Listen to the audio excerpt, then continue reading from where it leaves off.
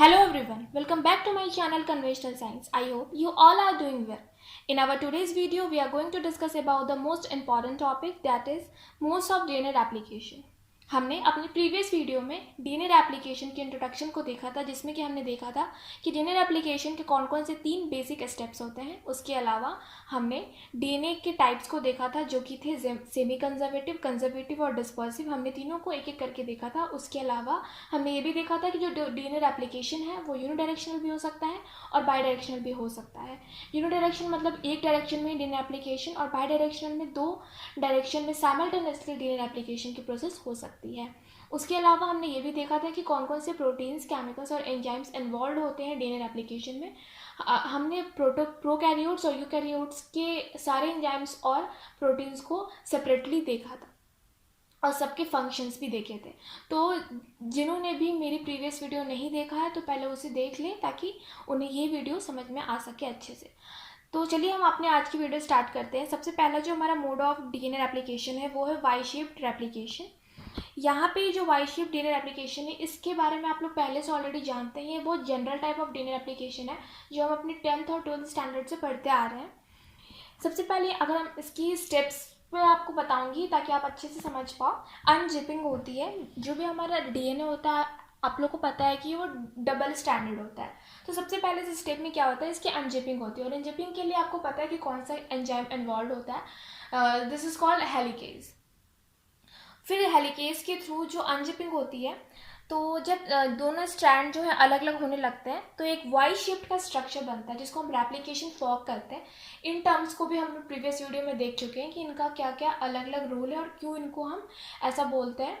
तो replication fork बनता है वाई शेप्ड का, और सो इसीलिए हम इसको वाई शेप्ड डीएनए रेप्लिकेशन बोलते हैं, क्योंकि यहाँ पे जो भी दोनों स्ट्रैंड आपस में सेपरेट होने लगती है तो उस टाइम पे वाई शेप्ड रेप्लिकेशन फॉर्क का फॉर्मेशन होता है, जिसकी वजह से हम इस तरह के मोड को Y shape DNA replication mode कहते हैं। ठीक है। अब यहाँ पे क्या होता है, जो अलग अलग दोनों स्ट्रैंड्स हो रही हैं, तो वो स्ट्रैंड जो कि 3' से लेके 5' की तरफ ओरिएंटेड है उसको हम बोलते हैं लीडिंग स्ट्रैंड, और जो 5' से 3' की तरफ ओरिएंटेड है उनको हम बोलते हैं लैगिंग स्ट्रैंड। यहाँ पे आप एक फिगर देख सकते हो। सो यहाँ पे आप देख सकते हो, यहाँ पे जो ब्लैक वाली है जो 5' से 3' की तरफ आ रही है, इसको हम बोलते हैं लीडिंग स्ट्रैंड। और जो ब्लू है जो कि आपको 3' से 5' की तरफ दिख रही है, उसको हम बोलते हैं लैगिंग स्ट्रैंड। ठीक है।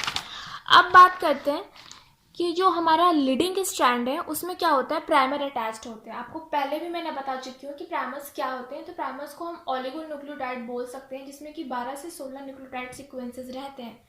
वो जो हमारा प्राइमर है वो अटैच हो जाता है हमारे लीडिंग स्ट्रैंड से, और फिर उस प्राइमर के एंड से हमारा डीएनए पॉलीमरेज ऐड हो जाता है, और फिर वो क्या कराता है, हमारे प्राइमर के एक्सटेंशन कराता है क्रॉसपॉन्डिंग बेसिस बनाते बनाते, और फिर हमारा एक नया स्ट्रैंड जो है एक सिंगल स्ट्रैंड डबल स्ट्रैंड में कन्वर्ट हो जाता है। तो इस चीज़ को अच्छे से समझने के लिए मैं आपको एक एग्जांपल से समझाती हूँ कि किस तरह से ये हो रहा है।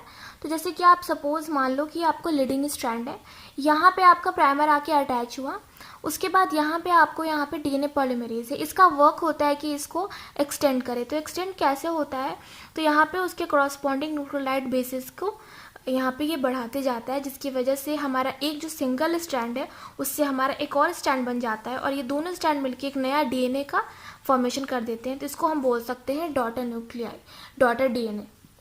सो आई होप उस एग्जाम्पल से आप समझ चुके होंगे कि किस तरह से एडिशन हो रहा है। फिर क्या होता है, हमारी कॉम्प्लीमेंट्री न्यूक्लियोटाइड बेसिस जो है 5' और 3' डायरेक्शन में कंटिन्यूसली एड अप होते जाते हैं, जैसे कि मैंने आपको उसके इस फिगर के थ्रू समझाया। फिर अब वो ये तो बात हो गई लीडिंग स्ट्रैंड की। अब बारी आती है हमारी लैगिंग स्ट्रैंड की। लैगिंग स्ट्रैंड जो कि हमारा 3' से 5' की तरफ ओरिएंटेड था, जैसे कि हम इसकी बात कर रहे हैं अपने ब्लू लाइन की। तो यहाँ पे क्या होता है, chunks of DNA called Okazaki fragments are then added.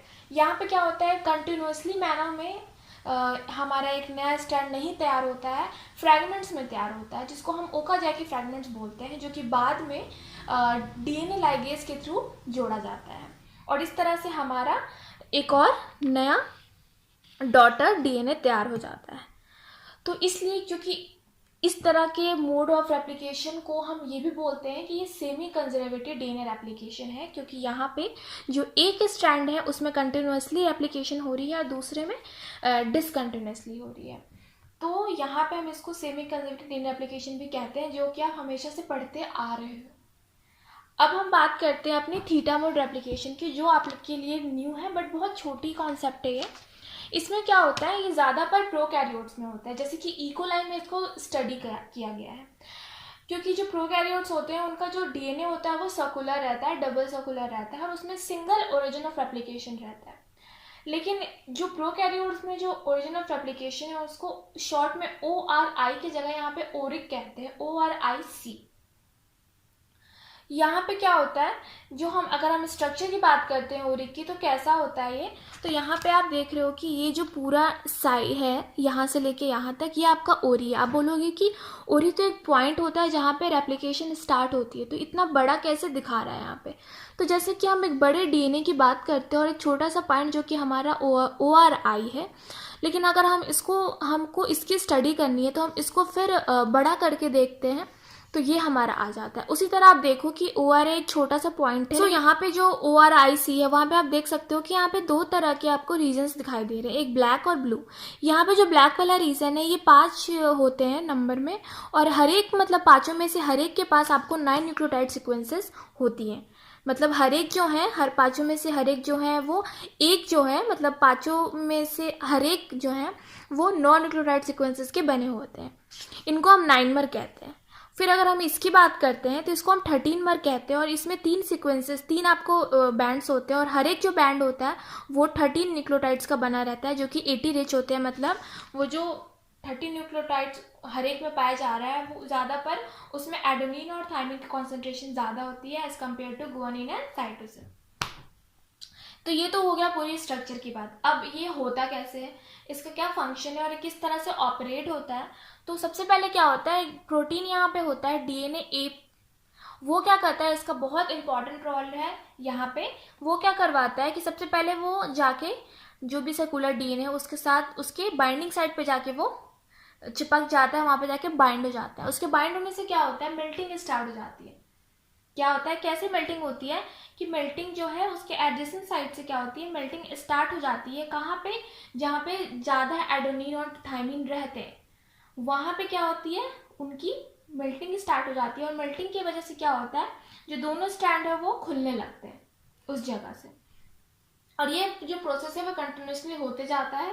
और इस तरह से हमारे दोनों स्ट्रैंड अलग अलग होते हैं। और फिर जिस तरह से हमने वाई शिफ्ट में देखा था कि किस तरह से नया स्ट्रैंड बनता है, उसी तरह सिमिलरली यहाँ पे भी होता है। तो बस डिफरेंस ये है कि ये डबल सर्कुलर है, तो इसलिए इसको कैसे हम खोलेंगे, तो इसका जो मैकेनिज्म था वो मैंने आपको बता दिया। तो यहाँ पे हमारा थीटा मोड रेप्लिकेशन भी खत्म हो गया। आई होप आपको ये समझ में आया होगा।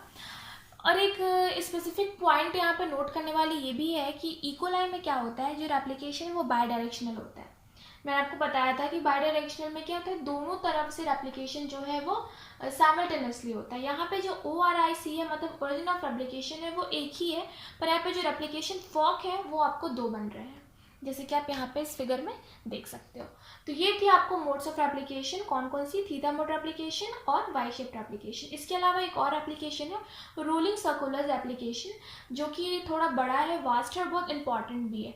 तो अगर मैं इस वीडियो में उसको लेती हूँ तो वीडियो काफ़ी लंबी हो जाएगी, इसलिए मैं उसके लिए एक पार्टिकुलर अलग से वीडियो बना रही हूँ, ताकि वो कॉन्सेप्ट आपको अच्छे से समझ में आए, क्योंकि वो बहुत इंपॉर्टेंट है, इन तीनों में से सबसे इंपॉर्टेंट है और लंबा भी है। तो मैं उसको अच्छे से समझाना चाहूँगी अपने नेक्स्ट वीडियो में, जो कि मेरे 2 दिन बाद आएगी। सो अगर आपको इस वीडियो में कोई भी डाउट है तो आप कमेंट बॉक्स में पूछ सकते हैं। And if you find my videos useful then please like, share and subscribe. Thank you so much for watching my video. Stay safe, stay home. Thank you. And please guys, do follow my Instagram page Conventional Science for getting the latest update of my videos on my channel. Thank you so much guys, do follow me.